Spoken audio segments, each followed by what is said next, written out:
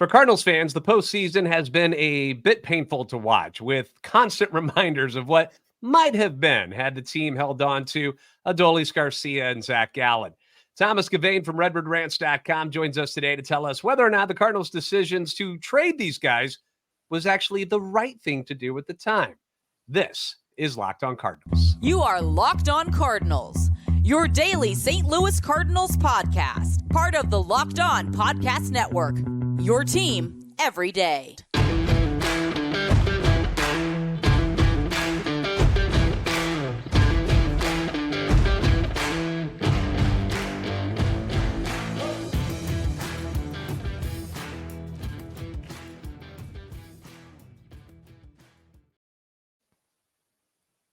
Hey there, Cardinals fans. I'm JD Haffern, and I'm a national radio sports anchor, born and raised in the Lou, and a lifetime Cardinals fan. And I'm your host for Locked On Cardinals, part of the Locked On Podcast Network, your team every day.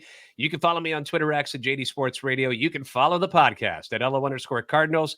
Of course, we want to thank those of you who make Locked On Cardinals your first listen every day. We're free and available wherever you get your podcasts. As usual, if you're looking for a visual version of the show, you can find us on YouTube. Make sure you like, subscribe, and comment. That way you're interacting with us.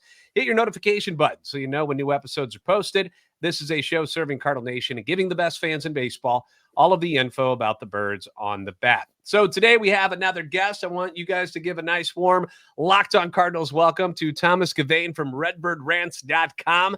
On the show today to talk a little Cardinals baseball. Thomas, welcome, and thanks for squeezing us in today, man. I know you're a busy guy. Yeah, thanks for having me on, JD. It's tough to find time in the evening with a baby, but that's all right. I found it. That's all right. So how old is the newborn? He'll be 2 in December, so not too much of a newborn, but sometimes it feels like it. New enough where they're not walking and doing things on their own just yet. At least nothing, good. They're still getting into a lot of trouble, probably. Candy. Happy Halloween. But... Happy Halloween, by the way. Are you dressing the child up this year? What are you guys going to be? Yeah, he'll be a pilot this year. He's been into planes lately, so we'll go get his air suit on, some nice sunglasses, kind of look like what was that? The movie Top Gun. Top Gun. You guys got to be Maverick. Don't be Goose. Goose dies. Right. Spoiler alert from 1986 for those of you who don't know. But yeah, just make sure they're all good guys. So all good, man. All good. All right. Well, let's move on to what is at hand today, the business today. We're talking Cardinal baseball, and we're talking about the ones who got away today. Every team in every sport at one time or another has made a dumb trade or a dumb transaction, made a bad draft pick. It is impossible not to make mistakes like that when you're dealing with predicting what another human being is going to amount to at some point in their professional careers. We can talk NFL, the greatest quarterback of all time, Tom Brady, 6th-round pick of the Patriots. That position it's scrutinized and it's studied more than any position in any sport. And yet the guy who ends up being the GOAT slipped past everyone for 6 rounds. You got Pujols for the Cardinals, one of the greatest right-handed hitters of all time, 13th round pick. Michael Jordan didn't go number 1 overall in his draft. You had, Olajuwon and Sam Bowie ended up going ahead of him. Kobe Bryant, it always comes to mind. I always remember this trade. 13th overall, the Hornets take him, and then they trade him like a month later for Vlade Divac. How lopsided is this? So my point is that, when you judge young talent, it's not easy. It's just not an easy thing to do. And the people in charge, they screw it up. They screw it up all the time. So, which leads us into our discussion today about 2 guys that the Cardinals had and then shipped away and have gone on to find a lot of success, currently playing each other in the World Series. So it's, front and center, big stage right now that you're getting to see these guys, Adolis Garcia and Zac Gallen. Now, the situations for each of them were quite different on how and why they were moved. And you just did a piece on RedbirdRants.com that talks about this and whether or not, considering the circumstances at the time, were the Cardinals right by actually moving them when they did. So I want to start with the one that I am the most upset about, Thomas. I hated it from the beginning when it went down, and that was when they DFA'd Adolis Garcia.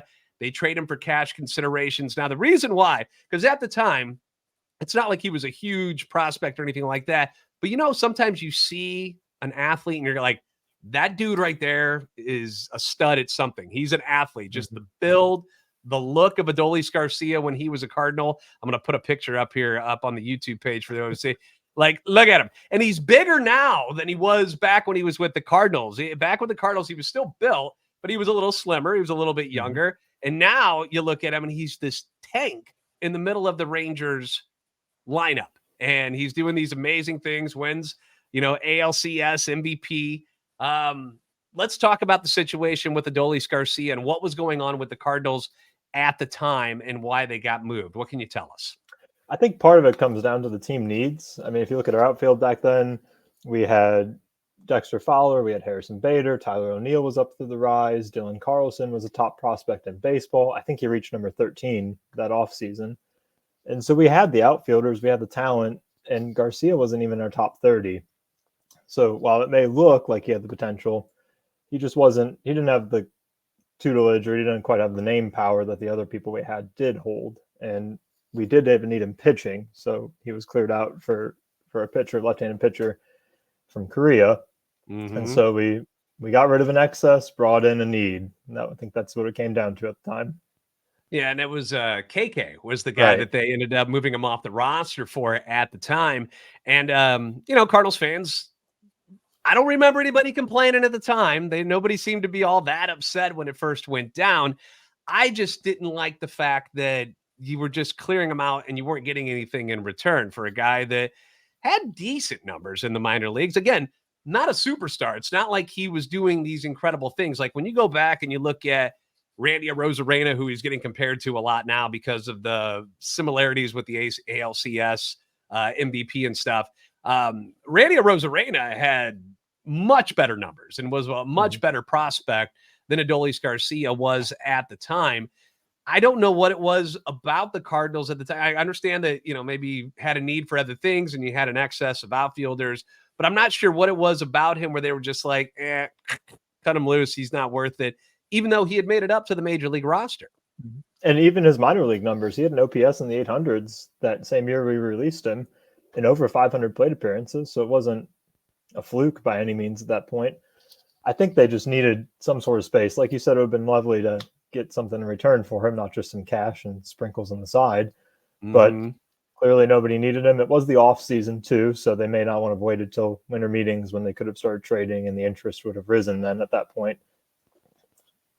Yeah, I'm not sure even what they would have gotten in return for a guy who wasn't even a highly rated prospect or anything like that. And we got to point this out to fans who forget this part as well, is that after the Rangers got him, they also DFA'd him. They did. So clearly they saw something that they didn't enjoy too much with him. They brought him back soon after, but they didn't see too much that we didn't see either. So it just seems to be a lot on Garcia. He made the changes. He made the progress that he needed to really start improving in the majors. And it stinks to see him hitting bombs for Texas Rangers of all teams, but it's still fun to see him improve and have success in his major league career.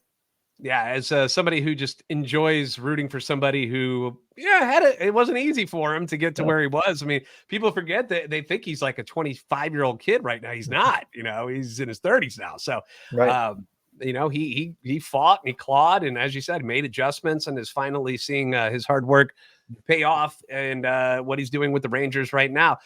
Now, in your opinion, when we're talking about just this particular move first, was it the right time to move on from Adolis Garcia? Like when you look back at it, did the Cardinals actually make the right decision for what was going on with them at that moment? I would think so. I mean, they needed pitching in the rotation. They were losing some names. Lance Lynn was gone at that time. They needed to fill in some back spots at the end of the rotation.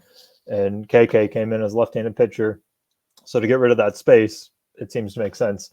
I'm not fully certain who are the other players. I mean, you look at the guys we just released off the 40-man right now. Some of the names are players we saw in the majors that nobody really wanted to see at that point anymore. So there may have been some of those guys hanging around, but Garcia seems to be, he was 26 when we ended up releasing him. Didn't quite have the minor league stats that the team wanted to see. Didn't quite have the prospect status that would have been nice. So it seems to make sense. He was just the bottom of the list.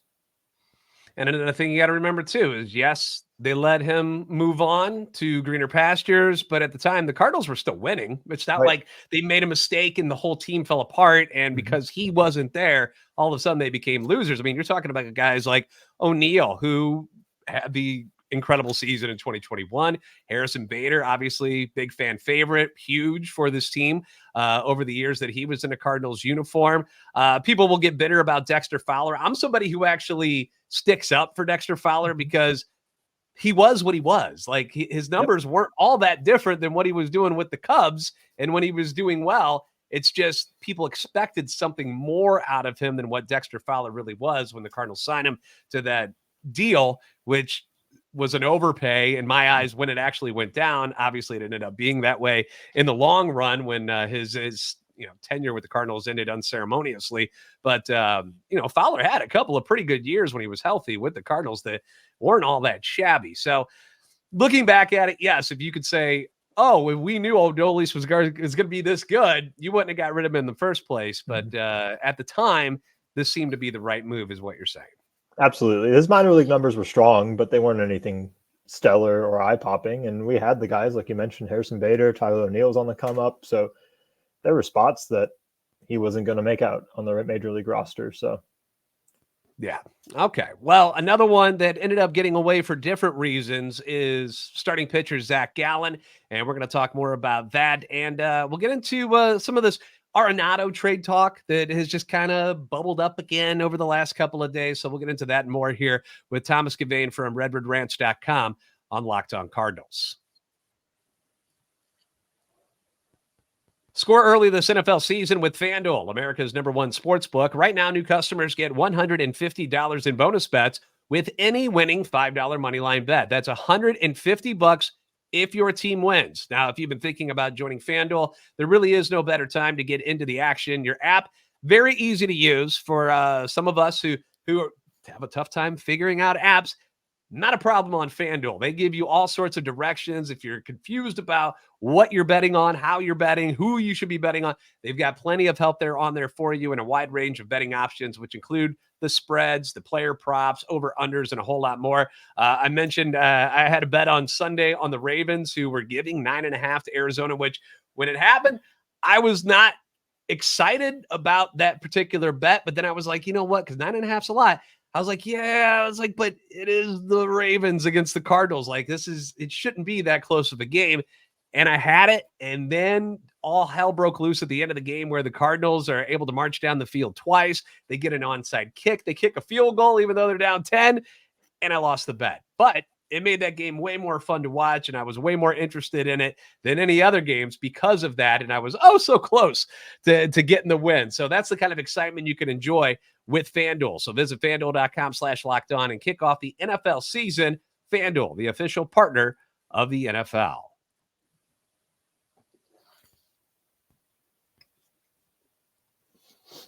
Thanks for making Locked On Cardinals your first listen every day. You can leave comments on YouTube as well as on Twitter anytime you want. Your feedback always welcome and encouraged. If you like what Thomas and I are talking about today, go ahead, give us a like and leave us a comment. Tell us what you like. If you think we're idiots and you don't like what the heck we're talking about, and this is all stupid to you, let us know. It's okay. We can take constructive criticism with the best of them. So let's continue down the list here. We just did Adolis Garcia, who got DFA'd, traded to the Rangers, cash considerations, not much in return.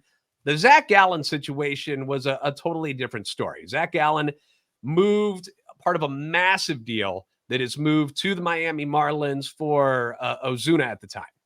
And when it happened, when that trade went down, again, I don't remember a lot of people complaining all that much because Ozuna's coming off this ridiculous season in Miami, a career year for him down with the Marlins. And he is a silver slugger. He's winning gold gloves. Like, you're getting this ultimate left fielder, adding pop to the middle of your order, something you thought you needed. And you're sacrificing a bunch of different prospects in this trade. Zac Gallen at the time, though, if you can remind people, Thomas, it's not like he was the #1 pitcher in their system at the time. No, we had Alex Reyes coming up at that point, which is a sour note for many fans of the Cardinals at the moment still. But Alex Reyes was there. Jack Flaherty was a prospect still in the rise. Luke Weaver was on the team too. So no slouches by any means ahead of him on the prospect list. And it seemed to be that the Cardinals were willing to give away from their starting pitching.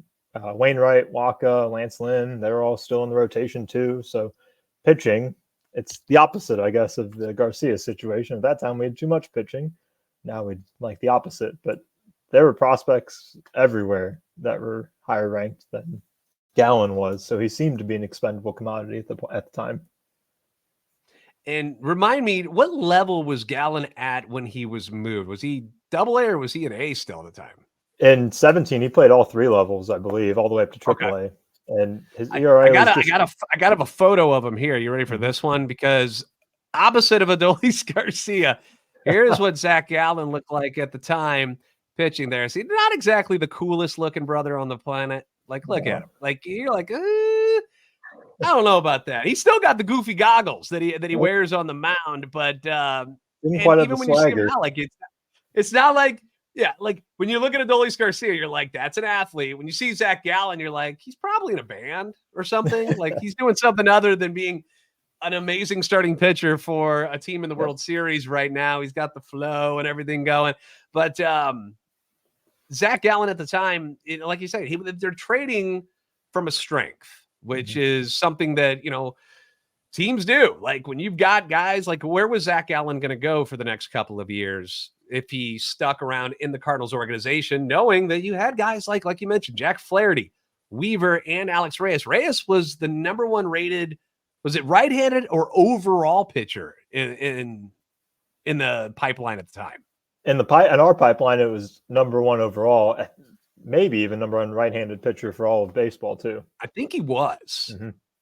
So you're talking about a guy that had nowhere to go, was getting blocked by multiple people. And at the time, I don't remember which one was rated higher, but Sandy Alcantara, obviously in that trade as well. But right around the same, I believe they were like in between 10 and 15 in the Cardinals organization, like their ranking. They weren't even top 10 guys, if I remember correctly. No, I got it in the article. I wish I pulled it up from the back of my memory, but yeah, Gallen may have even been 17 at that off season. So, I mean, relatively high end, but on the grand scheme of things, definitely doesn't match up to the other prospects we had at the time. And again, this is a time when the Cardinals are winning. They're not in a situation where, well, let's just wait a couple years and see how things go. Like they were in a mode where, look, if we had this impact bat, we might be winning a ring this year. And that's what they were thinking when they got Marcelo Zuna. In your article, you kind of go through what Ozuna's numbers and stuff were, like just a monster bat in Miami. And we're looking at Gallen across high A, double A, and triple A in 2017. 2.93 ERA for Gallen, 1.172 whip, struck out 121 hitters in 147 innings. Like if you heard those numbers today, you'd be like, that's not that great with the strikeouts. Strikeouts are what people are clamoring for right now. It seems to be the way the league is moving, but even then, he's not allowing runs. He's not getting batters on base very often. Those are fine numbers for what could have been 3 or 4 starter in the rotation, but clearly he's shown himself to be an ace. And it took time, and it was time for him and for Sandy, who, he goes on to win a Cy Young, and then Gallen's going to be in the voting for it this year. But at the time, was this the right move to go get Marcelo Zuna? In your opinion, was this the right move at the time for what the Cardinals were doing? Because we can all go and say, oh man, back then, how could Mo do such a thing? How can you trade these amazing prospects who end up being, future stars? But at the time, they weren't amazing prospects. If they traded, if put it this way, if they traded like Reyes and Flaherty, then people might have lost their minds. Absolutely. I mean, those two prospects were supposed to be the pitchers that carried us for 5, 6, 7 years. And if they were the ones who would have been sent away, that sure fans would have rushed the stadium, burned down a couple of benches out there, statues. Yeah, I'm sure that would have happened. But I would say it was the best idea. I mean, you look at our lineup at the time, and the top 3 hitters were Matt Carpenter, Yachty, and then Tommy Pham, who has seemed to make a resurgence. And they just needed another big bat in the middle of the lineup. Hit some home runs, get some RBIs. Ozuna was coming off 37 homers, 120 plus RBIs that year. So he seemed to fit the bill, and Gallen was just a part of the depth. So I don't know many fans 2017 that were waiting in line to buy Zac Gallen minor league jerseys, but. Now, did you see today? I don't know if you were on Twitter X too much, but the Memphis Redbirds are so wise. They all of a sudden, amazingly, have an autographed jersey by Zac Gallen. They've also got a game-worn jersey from Adolis Garcia, which is now up for, I guess, for auction is what they have them on. Like, I don't even know how they have that stuff laying around still, but they do.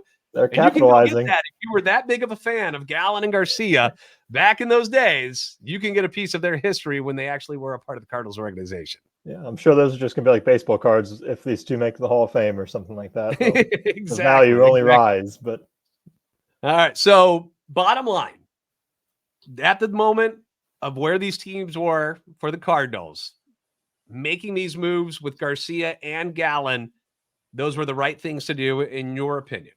I would say so. I mean, hindsight's always 20/20. It stinks to see Sure. them succeed in another team here, but I mean, we needed some pop in the middle of the lineup when we traded Gallen and Alcantara, and then Garcia just didn't quite seem cut out for the major leagues when we had sent him away. He was 26, 27, had shown some promise in the minor leagues, but didn't show it in his 20-plus plate appearances in the majors and was excess at the time. So shedding some extra skin for needs that we had. Not for fans who will argue and say, well, you guys didn't give him a chance at the major league level. What do you tell that fan who's going to, I no doubt we're going to have that in the comment. Well, 20 at bats. Yeah, really? That's what you're going to give him? What do you say to that argument? We were a team who was trying to win, and on teams that are contending for division titles and possibly even World Series, you don't give players time to figure it out in the major leagues. It's, are you cut out or are you not? And at the time, didn't seem like Garcia was.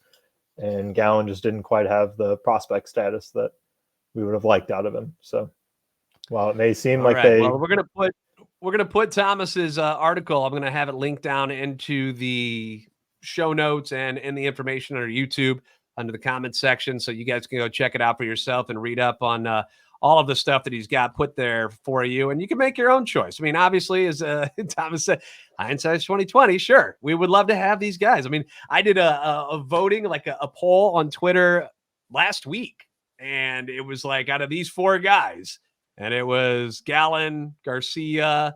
Who else was I thinking of? That maybe it was Sandy, and then I'm trying to think who the other guy was. Yes, and I was like, which one of these four? You can keep one of them. Which one are you going to do? Overwhelming vote ended up being for Sandy Alcantara, who is not going to pitch next year.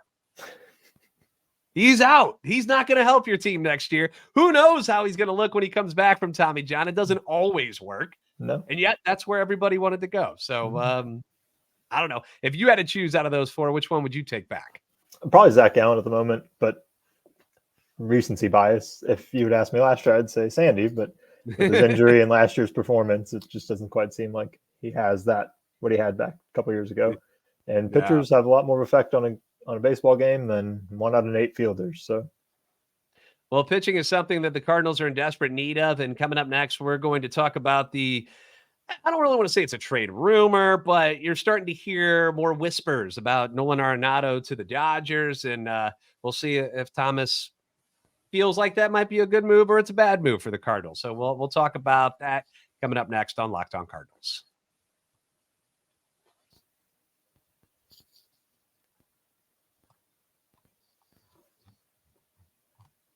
All right, once again, we got Thomas Gauvain coming from redbirdrants.com. Excellent writer over there. If you guys don't visit redbirdrants.com, I don't know what you're doing with your lives when it comes to reading fun stuff about the Cardinals, because it's a great mix, because there's stuff about like legit factual, hey, this is news and here's the reports and blah, blah, blah, blah. And then there's also the fun stuff like we're doing today, where we're getting ready to do right now, is talk about, hey, what if Nolan Arenado got traded? Who are the guys that you're going to want? And that they have new, fresh stuff up there at redbirdrants.com every single day. So I encourage you guys to go and check it out. It's a really fun read, and you'll learn a lot about what's going on with the Cardinals and what could happen with the Cardinals. Like this particular story where we heard that, well, I should say we heard, it was brought up by a guy on ESPN that maybe the Dodgers, he writes for LA, should rekindle talks with the Cardinals about trading for Nolan Arenado. And I don't think it's going to happen. I think Mo pretty much put his foot down at the trade deadline this past year. I don't think it makes a lot of sense to do it now. maybe if free agency doesn't quite go the way they want it to, maybe they have to go look in a direction like that if things are really going bad, like worst case scenario. But I don't think it's all that realistic. But if it happened, if it was something that, all right, we'll listen. What do you want to offer? What would it take for you? You're playing Mo right now, Thomas. What would it take for you to send Nolan Arenado to LA? What would you need to come back to you for you to say, I accept that trade? In 3 words, pitching would be the return. They've got quite a few prospects. I know it seems strange to say because they needed pitching these playoffs, but they've got Gavin Stone, Ryan Pepio, Bobby Miller, all these guys that could come over in an exchange for Nolan Arenado, and those guys alone would push our rotation up into one of the best in the National League discussions. So I think that pitching would be the main need, obviously, out of Nolan Arenado, should he be traded. But they've got some other guys that we could use as fillers in the minor league system just to beef that up. That seems to have been the goal of this past trade deadline for Mosaic and company. So, yeah, I made a point in yesterday's episode where I was like, at first, my first thing I would say, I want Walker Buehler. And LA would immediately say, you're crazy. We're not going to do that. And then I would go down the list and then I would go for Bobby Miller. If they're going to say no to Bobby Miller, then I'm like, well, then what are we talking about? Because we're giving you somebody you covet, this guy. It's not us chasing you. You're coming at us. You got to come up with something that is going to blow us away to move a guy who I said was the new face of the franchise. Now that Adam Wainwright is completely gone out of the picture, this is a new era of Cardinal baseball fully. And I would have Arenado as the face of the franchise for the remainder of his current contract. Goldschmidt's a second to me just because of their personalities, because Goldie doesn't, he's like wallpaper. Like, you don't know what the hell's going on in that guy's head. He just goes out, he does his job, and he's good at it, and he moves on with his life. Where Arenado, you can see him when he's happy, when he's sad and frustrated or excited. And I like that. Like when the attitude that Molina brought over the years, and I like the way Wilson Contreras does his stuff too. But I would think Arenado is the face of your franchise now until that contract's up. And then hopefully you're, bringing in like Jordan Walker or Nolan Gorman or somebody like that will be your new one. But right now, I mean, to move somebody like that after, sure, it was an abysmal year, but at the same time, it was a year you were expected to be good. Like nobody said you were going to be this bad. So to move somebody like that, I'm going to need something amazing, right? And it seems to go against what the front office has been telling the fan base, that they're trying to contend in 2024. Unless you get somebody like Walker Buehler, I don't think that trading Nolan Arenado makes you any better for next year. It prepares you for 25 and beyond. But if you want to contend next year on an expiring Paul Goldschmidt contract and a couple other players who are going to be departing, you really got to keep Nolan Arenado on the field and on the roster. Yeah, I mean, he's the middle of your lineup. He's your guy. He's your meat. Goldie, even in the year he wins the MVP, I still can make an argument that Arenado was more important to the team than Paul Goldschmidt that year. Just the way he is and the position he plays and how important that was. And you saw when he had a down year, the Cardinals had a down year. And yeah, he wasn't the only one. It's not all on his shoulders, but you see how important he is that, if he was coming through the way we are used to seeing Nolan Arenado, things might have been a little bit different. I don't know how much better they would have been, but it would have been a little bit better. You mentioned other moves that they might have to make, because if you make a trade with something like the Dodgers and they throw all these prospects at you, you're not helping yourself for 2024. You're thinking long-term, probably 2025, 2026 with some of those guys. So what are some of your favorite targets that the Cardinals, pitching-wise, should be chasing? And now you can choose whether you want free agency or you want to go the trade route. Who are a couple of the top names that you think they should be going after, like hardcore? As far as the free agency route, I think Sonny Gray's got to be up there. I mean, he seems to fit exactly what we want. He's relatively young. I mean, he's at 34, which is on the low end of your career, but he's aged pretty well. He seems to have numbers that would fit pretty well with our rotation. I'd say on the trade route, it's a little bit more open, obviously. I'm more of the buy low options. We seem to have some players like Dylan Carlson, Tyler O'Neill, who aren't quite at the peak of their trade value. So it's going to take a little bit more to get other players in return from them. Or you just buy low, find somebody else on another team who's struggling. Michael Kopech is a name, Nestor Cortez Jr., I'd say even Brady Singer, you could swing just across the state. He ended up finishing the season pretty well last year, but it's possible they can get traded for some spare parts that we have. What are your thoughts on somebody like, let's see. What about, I know Dylan Cease is going to be somebody that a lot of people chase. What about Bieber in Cleveland? Is that somebody that you think might be available since he's another year down the road? Is he worth it? Is he as good as people think he is? Because he did have the Cy Young win, but again, that was COVID year. Like things were weird. So you know what else got it? Trevor Bauer won a Cy Young that year as well. So I'm not putting a lot of stock into that. Is Bieber as good as people say he is? Like, should the Cardinals be looking into somebody like that? If he's the number one guy we get this offseason, I don't know if that's quite ideal. We need to bring in someone from free agency and Aaron Sonny Gray, Yamamoto type guy to supplement Shane Bieber. But he would be a very great addition to the rotation. He'd bring some strikeout numbers that we were looking for desperately, and he'd be consistent at least. And we know what to expect from him for the most part. All right. Any dark horses that you got under your belt there that you're like, you know what? What about this guy? Is there anybody you got that's secretly a favorite of yours that maybe not everybody's talking about yet? Yeah, I'm working on something, trying to find some mid-tier pitchers. I think Lucas Giolito would be a lot of fun to bring over. I know there's some chatter about him when he was DFA'd 2-3 times this past year. Cardinals signing him and bringing him over just as an introductory trial run. But I think he'd be a good addition as well. We wouldn't be the top end guy, obviously, but I think he'd slot in somewhere between Michaelis and Matz, maybe even above both of them in the rotation. Young guy, seems to have good numbers. He has a pretty good history behind him too. I don't think he'd cost much more than $15 million a year. So that saves us some money for the rest of the additions throughout the offseason. Yeah, and he's somebody, like you said, he's coming in and where he really had a tough year this year, but you've seen moments where even this year, he would have games where you're just like, whoa, there he is. Because he was one of the guys that was top prospect pitching-wise in all of baseball for a bit there. And things just haven't quite panned out the way they thought he was when he came up with Washington. And he's certainly an interesting guy.